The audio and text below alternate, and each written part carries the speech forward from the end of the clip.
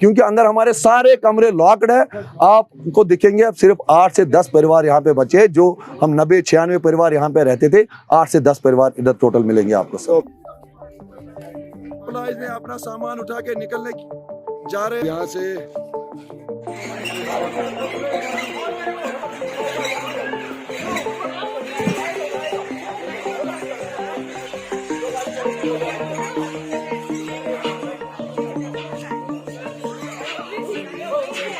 नब्बे का दौर भी इससे कोई छुपा नहीं हुआ, बिल्कुल सेम टू सेम हालात वैसे ही बनाएंगे। मोडस ऑपरेंडी उस समय कुछ और था, उस समय मस्जिदों से ऐलान होते थे कि आप निकल जाओ, लेकिन आज के दौर में व्हाट्सएप पे डायरेक्ट थ्रेट आ रहे हैं, डायरेक्ट थ्रेट लेटर्स आ रहे हैं, और टेररिस्ट्स जो वो थ्रेट लेटर इशू करते हैं, अभी तक आप देखिए पिछले कुछ महीनों में ही 10-15 थ्रेट लेटर पूरे नॉन माइग्रेंट्स पंडित बरादरी जितने भी है उनको थ्रेट लेटर जारी हुए। और ये खाली कागजों में वो नहीं दे रहे हैं, उसको वो अंजाम भी दे रहे हैं। जिस प्रकार आप बैक टू बैक किलिंग्स दे रहे हैं रजनी बाला जी की, फिर उसके बाद ही कुलगाम में आप देख रहे हैं विजय कुमार जी की, और शाम को बड़गाम में एक लेबर को ब्रिक किलिंग लेबर को मारा जाता है। तो ये खुद दर्शाता है कि टेररिस्ट अपने मंसूबों में पूरा अंजाम देते हैं और सिक्योरिटी एजेंसियां इसका कोई संज्ञान नहीं ले रही है, वो सोए हुए हैं, उनकी इंटेलिजेंस एजेंसियां सोई हुई है।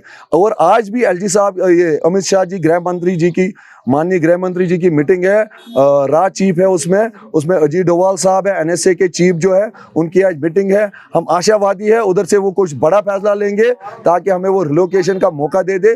तो हम उनसे यही रिक्वेस्ट करते हैं कि फिर से आप इस पर संज्ञान लीजिए, हमें एक ऑर्डर निकाला जाए जिसमें हम जम्मू से घर बैठ के काम कर सके तब तक जब तक यहाँ पे हालात ठीक ना हो। इंतजामिया की तरफ से दावा किया जा रहा है कि जिस तरह से आप कह रहे हैं कि मास माइग्रेशन यहाँ से शुरू हो गई है, दावा किया जा रहा है कि मास माइग्रेशन शुरू नहीं हुई है। जो यहाँ जो मुख्य आप अगर खुद ही देखेंगे हमारे रेंटेड बाई के विजिट, अगर अभी यहाँ पे हमारे इंटेलिजेंस एजेंसी भी है, सीआईडी से भी लोग हैं, अगर उनसे आप डाटा ले लेंगे आप देखेंगे खुद ही, मुझे बोलने की जरूरत नहीं है, आप खुद ही देखेंगे कि वो निकल चुके हैं सारे। आप उनके रेंटेड, उनके पास उनका नंबर भी है, एड्रेस भी है, आप उधर भी विजिट कर सकते हैं, आपको वो खाली मिलेंगे, वो निकल चुके हैं। आप हमारे अंदर भी आ सकते हैं, लेकिन मीडिया कर्मियों को किसी कारण, मुझे नहीं पता किस कारण अंदर अलाउड नहीं है जाना, क्योंकि अंदर हमारे सारे कमरे लॉक्ड है। आपको दिखेंगे अब सिर्फ 8 से 10 परिवार यहाँ पे बचे, जो हम 90-96 परिवार यहाँ पे रहते थे, 8 से 10 परिवार इधर टोटल मिलेंगे आपको। तो अभी आप क्या चाहते हैं? सर हम चाहते हैं जो आज माननीय गृह मंत्री जी की जो मीटिंग है राज चीफ के साथ या अजीत डोवाल जी के साथ जो मीटिंग है, उसमें वो कश्मीरी पंडितों के ऊपर कोई बड़ा फैसला ले ले, उसमें यही फैसला ले ले कि फिलहाल इनको रिलोकेट किया जाए जम्मू को, एक ऑर्डर के तहत किया जाए जिसमें हमारे ऊपर भी कॉन्फिडेंस बनी रहे, और ये जो एम्प्लॉयज के अंदर जो ये डर का माहौल है और खौफ का माहौल है, जब तक ये खत्म ना हो और ग्राउंड लेवल पे जो ये टारगेट किलिंग बंद ना हो, तब तक हमें रिलोकेट किया जाए, अपने सुरक्षित स्थानों पे पहुंचाया जाए। सर इधर जम्मू में 711 में, श्रीनगर में, और हम खाना बना रहे हैं, राती 8-9 का टाइम था, और इधरों आए 2 आदमी और हमारे एक बंदे की डेथ कर गई, 2 गोली चलाई है, उनकी डेथ हो गई, और हम 7 बंदे थे और 6 बंदे रह गए। और हम चाहते हैं कि हम इधर काम नहीं करेंगे, उधर ही जाएंगे। हम पंजाब के रहने वाले हैं, गुरदासपुर। जिसकी डेथ हुई उसका नाम क्या? उसका नाम खुशदिल। वो कहाँ का था? वो इधर का, यूपी का था, बिहार का। काम हमारे साथ करता है, कुछ 1.5 साल हो गया इधर काम करते थे। अब बोल रहा है कि तुम्हारे साथ जाऊंगा श्रीनगर, इधर आया, इधर ये काम हो गया, ये कब तक आया। अब आप क्या चाहते हैं? अब हम चाहते हैं कि पंजाब जाएंगे, इधर काम नहीं करेंगे, जब कोई खवाली नहीं इधर तो क्या करेंगे इधर। ये 711 पे काम करते थे, पंजाब से आए, गुरदासपुर से। तो इधर कोई नहीं बाबू सुनता, वे इधर सभी घर थे, हम इधर अपने कमरे में बैठे थे, 2 आदमी इधर से आए, फायरिंग किया, हम दूसरी जुग्गी में बैठे थे, 2-4 लोग इधर बैठे थे हमारे, इन 4 लोगों पे अटैक किया उन्होंने, 2 फायर निकाला, तो बाद में पीछे को भाग गए हमारे। एक की डेथ होगी, तो एक वो हाथ में मरा था लगा चोट।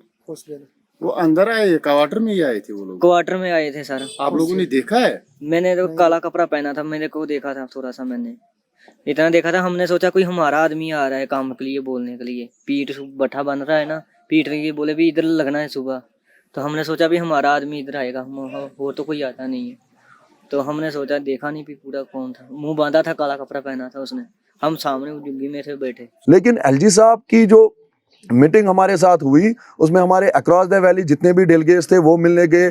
स्पष्ट तरीके से हमने एक ही बात रखी कि हमें रिलोकेट किया जाए तब तक जब तक यहाँ पे एक एम्प्लॉय के लिए जो माइनॉरिटी में है एम्प्लॉय उसके लिए हालात साजगार ना हो। लेकिन वो वही से बोल रहे हैं कि आप ट्रांसफर, प्रमोशन डिस्ट्रिक्ट हेडक्वार्टर, तहसील हेडक्वार्टर पे जाइए, लेकिन वो हमें मंजूर नहीं था। तो इस प्रकार से फिर उन्होंने 3 दिन का हमें उनको समय दे दिया कि 36 घंटे का, पहले 24 घंटे का दिया, फिर हमने उसको एक्सटेंड किया 36 घंटे के लिए कि आप इस पे फैसला लीजिए। लेकिन 36 घंटे बीत जाने के बाद भी एलजी साहब उसी बात पे अड़े रहे कि मैं जिम्मेदार ठहराना चाहूंगा एलजी साहब को ही, क्योंकि उन्होंने फिर से वही झूठा आश्वासन दिया कि आपको डिस्ट्रिक्ट हेडक्वार्टर और तहसील हेडक्वार्टर पे भेजेंगे। वही हमने कल जितनी भी डिस्ट्रिक्ट एडमिनिस्ट्रेशन अनंतनाग की आई थी उनसे भी हमने बातचीत की। डीसी साहब पूरे दिन कल यहाँ पे थे, एसएसपी साहब थे। हमने बोला उनको आप हमें लिखित रूप में दीजिए कि आप हमारी सुरक्षा सुनिश्चित करते हैं कि नहीं। तो उन्होंने हाथ खड़े कर दिए, बोला जो हम तक है ट्रांसफर वांसफर वो हम कर सकते हैं, लेकिन सुरक्षा के इंतजाम हमारे हाथ में नहीं है, इसलिए हम मजबूर हो गए। फिर हमारे पास कोई ऑप्शन नहीं बचा मास माइग्रेशन के सिवा। तो कल से ही फिर लोगों ने 1 जून से लोगों ने पलायन करना शुरू कर दिया, जिसमें हमारे 2-3 हज़ार एम्प्लॉयज पहले ही पहुंच गए जम्मू। जो एससी कम्युनिटी के 3-4 हज़ार एम्प्लॉयज वो पहले ही पहुंच चुके हैं जम्मू। आप अगर अक्रॉस द वैली देखेंगे तो सब जगह से पलायन शुरू हुआ। नॉर्थ कश्मीर से लेके साउथ कश्मीर तक, सेंट्रल कश्मीर से, श्रीनगर सिटी से, सब जगह से पलायन शुरू हुआ। और हमारे मटन में से भी काफ़ी गाड़ियाँ निकल गई है। जो हमारे रेंट पे भाई बहन थे वो तो पहले ही निकल गए हैं, वो सारे निकल गए। जो हमारे ट्रांजिट कैंप में 70-80 फैमिलियाँ रह रही थी उसमें बेसी 90% एम्प्लॉय निकल गए। आप देख रहे पूरा सन्नाटा छाया हुआ हमारे ट्रांजिट कैंप के अंदर। यहाँ पे आप कुछ 8-10 परिवार ही बचे जिनके कुछ बच्चों के कुछ इश्यूज है, वो भी हल करके वो भी जम्मू की ओर रवाना हो जाएंगे।